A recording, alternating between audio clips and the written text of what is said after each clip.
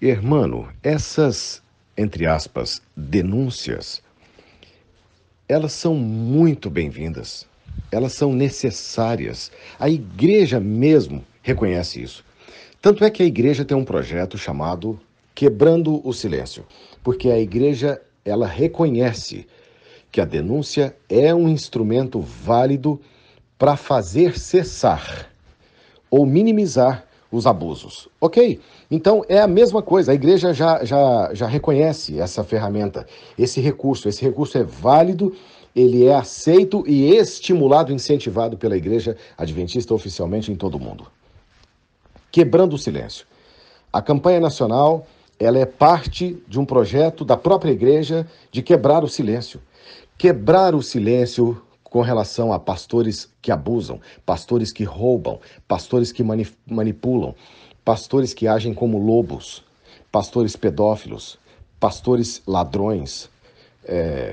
Enfim, o que nós estamos fazendo nessa campanha nada mais é do que uma vertente daquilo que a igreja oficialmente já faz. Só que ela faz pensando naquela irmãzinha da igreja que está sendo abusada pelo marido que não é adventista, por exemplo. Então, estamos incluindo, e eles deveriam ter feito isso. Eu sugiro isso no e-mail bomba. Eu fiz essa sugestão no e-mail bomba. Por que a igreja não abre um canal oficial de denúncias contra esses abusos? Não precisava dessa campanha que eu estou começando, não precisava. A igreja mesmo poderia falar assim, ok, sessão transparência.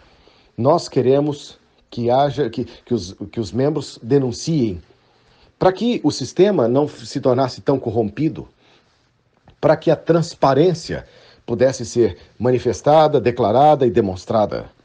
Então, os irmãos saberiam, ok, o pastor lá foi excluído, acabou de ser excluído porque estava roubando, denunciaram ele. Ótimo, mas eles não fazem isso, e quando excluem, excluem às escondidas, às sombras. Então ninguém fica sabendo e por isso não há estímulo. O Me Too não acontece em função do silêncio. A lei do silêncio, ela é oposta ao Me Too, ela não fomenta o Me Too. Alguém que vai se levantar e falar assim, eu também fui vítima. O meu filho foi vítima. Sabe, essas denúncias precisam começar para que o Me Too aconteça. A própria igreja poderia tomar essa iniciativa e deliberadamente falar assim, ok, nós queremos que as denúncias aconteçam contra os próprios pastores. Mas não, é uma proteção corporativista. Eles não querem mostrar os podres porque todos têm podres. Eles estão aí, esses pastores, a maioria esmagadora tem podres. Eu acho que esse seria. Eu não sei exatamente como é que eu faço isso. Você tem muito mais visibilidade, credibilidade para isso, para tentar criar um canal de denúncia anônima, para que pessoas simples, qualquer pessoa da igreja pudesse fazer uma denúncia. Olha, o pastor está roubando aqui na igreja. Aqui está tendo um desvio de dízimo. O pastor aqui adulterou. Será? Qualquer coisa que diga respeito, porque aí vem coisas pequenas e grandes ou pequenas que possam levar às grandes. Então, se houvesse isso, possivelmente essa pastorada corrupta aí, do baixo clero, talvez essa pastorada tivesse mais receio, mais temor de fazer toda essa bandalheira que eles fazem, porque eles acreditam na impunidade. Aí, vide Rodrigo Silva, está acreditando na impunidade, acha que não vai acontecer nada. Perder a credencial 2 vezes e continuar como se nada tivesse acontecido, tipo, tudo como Dantes no quartel de Abrantes, mas não deveria ser assim. Então, 2 pesos, 2 medidas, eu sei dos seus podres, então você deixa os meus de lado. Não, tinha que haver um rigor nesse sentido, para que houvesse um pouco mais de decência na igreja, mais ética e decência. Nem espiritualidade eu estou falando, mas ética e decência. Inclusive, mais um Me Too apareceu e outra pessoa também, um líder de Belo Horizonte, que pediu para não citar o nome, mas eu vou citar os detalhes. Gente que estendeu a mão para o Rodrigo quando o Rodrigo precisou e agora o Rodrigo virou as costas para as pessoas. São várias. O Rodrigo é um crápula. Quem sabe, quem conviveu sabe. E pastores sabem, alguns sabem, os que convivem sabem quem ele é. Mas ele conseguiu permanecer porque é astuto, é sagaz, é inteligente. é manipulador, o Rodrigo é manipulador porque é hipnólogo. A gente sabe que nessas igrejas, as pessoas, alguns pastores usam até o estilo de música, é hipnose. Um dia eu estava falando com uma hipnóloga em Florianópolis, e ela é professora de hipnose. E ela falou, puxa, eu já entrei em cultos onde os pastores usam todas as técnicas que eu ensino. Cada etapa eles fazem de forma planejada, fazem um culto completo de hipnose. E as pessoas não sabem, elas são apenas levadas. O Rodrigo faz a mesma coisa. O Rodrigo agrada mais pela hipnose do que pela voz e pela inteligência. E pelo conteúdo. Ele tem conteúdo, tem voz, tem inteligência, mas tem técnicas de hipnose. Ele não é bobo, ele sabe que ele está fazendo isso. O Rodrigo é um hipnólogo que já usou hipnose, inclusive, para atos de promiscuidade sexual. Aí alguém fala assim, me prova isso, me prova aquilo. Não, agora nesse caso a coisa é pública, é um documento oficial da Igreja Adventista do Sétimo Dia. O Rodrigo perdeu a credencial no ministério pastoral quando era pastor distrital de Uberaba, exatamente por causa da hipnose.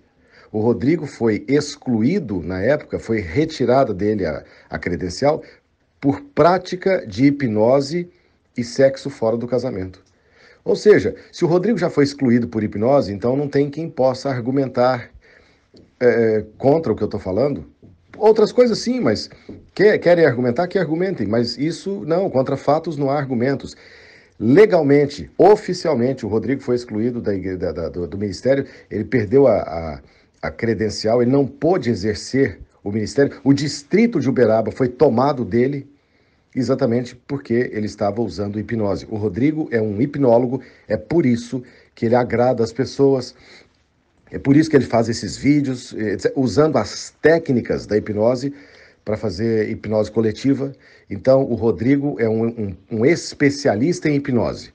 Por isso ele agrada as pessoas. Agora elas vão saber que estavam sendo enganadas, estavam sendo levadas, conduzidas, induzidas, ludibriadas pelo Rodrigo. Tem um esotérico em Belo Horizonte, que é amigo do Rodrigo, e o Rodrigo ficou morando no fundo da casa dele de favor. Tanto é que o Rodrigo falou que o problema que ele tem de coluna é porque 2 anos e meio, enquanto ele estava fazendo o mestrado com esses jesuítas, por 2 anos e meio, o Rodrigo ele ficava sentado num banco, chamado em Belo Horizonte de tamborete, um banquinho de madeira, onde você assenta é couro de vaca, couro de boi. Ele estava num banquinho e no outro banquinho ficava o caderno onde ele escrevia. Então, como ele ficava meio emborcado, sentado num banco e escrevendo no outro, e ele fez isso durante 2 anos e meio, enquanto estava fazendo esse mestrado em Belo Horizonte, com os católicos, mas morando de favor, no fundo da casa de um esotérico de Belo Horizonte, ex-adventista. E então essa é a história do Rodrigo. Ela é feia, ele faz ficar bonita porque usa técnicas de hipnose. Esses hipnólogos, eles usam, quando eu estava falando com a professora de hipnose, ela disse o seguinte: as músicas usadas, como usa, aonde que usa, exatamente no momento certo, a iluminação, tudo é pensado. Tudo é pensado. E o Rodrigo planeja. O Rodrigo é um hipnólogo que planeja as suas ações, as suas investidas para gerar credibilidade, para gerar confiança, para se passar pelo que não é. Ele é inteligente, tem conteúdo, ok, eu sei. Mas ele usa as técnicas da hipnose para o mal, tanto é que usou para seduzir uma menina e foi excluído da igreja. Isso é público, isso está lá na Associação Mineira Central. Na Avenida Portugal 931, em Belo Horizonte. E quem é que pode dizer que não? O Rodrigo perdeu a credencial de pastor por uso de hipnose. Ponto pacífico, o Rodrigo é um hipnólogo. Chegar na Associação Mineira Central e falar assim, me dá a ata aí. Para quê? Para a gente fazer um vídeo contra eles? Eu duvido que isso aconteça. Mas é público, pode divulgar com segurança, porque eu participei disso tudo. O próprio pastor Marcos Moreira Nardi, eu acho que ele era não era o secretário, ele era um departamental da época, acompanhou. Enfim, Então, isso é fato, isso é fato. A igreja toda sabe que o Rodrigo perdeu a credencial em Uberaba por hipnose. Foi essa exatamente, isso é o que consta. Através da hipnose, ele, ele levou uma jovem da igreja para casa dele, passou a madrugada inteira com essa jovem, hipnotizou e foi fazer prática sexual enquanto o pastor solteiro, e esse foi o motivo da perda da credencial. Então, agora, o que me assusta é um pastor hipnólogo que usa a hipnose para seduzir mulheres e que depois eles dão a credencial de volta. Isso me assusta. Isso me assusta. Ele é arrogante, prepotente, vingativo ao extremo e ele peita as pessoas. Se você for meu inimigo, não queira ser meu inimigo. Mas agora tá aí, ó. Tá aí, tá sendo exposto. Porque não há mal que fique encoberto para sempre. O Rodrigo é o campeão de ser ajudado e depois virar as costas. E eu fui falar com ele sobre isso um tempo atrás. E ele disse assim: na época eu era frágil, agora eu não sou frágil. Não é frágil? Quem não é frágil? Ser humano vivo, qual que não é frágil? O Rodrigo está se considerando muito forte. Ele está arrogando para si um poder que não tem. E tá falando para mim, falando para mim. Eu acho que eu tenho isso até por e-mail, eu acho que eu tenho isso por escrito. Eu acho que eu tenho isso por escrito do Rodrigo falando que ele não é frágil mais. Ele já foi frágil, por isso que foi massacrado, mas hoje não. Ele está numa condição onde ele não é mais frágil. Ou seja, eu tenho poder, Marcelo. Hoje eu tenho poder. Hoje eu piso nos que me pisaram. Opa! É assim que se exerce o ministério em nome de Jesus, Rodrigo Silva? Não, não é assim não. É assim que você é exposto e a sua fragilidade é mostrada e as suas feridas aparecem. O Rodrigo Silva que me aguarde. As evidências estão chegando.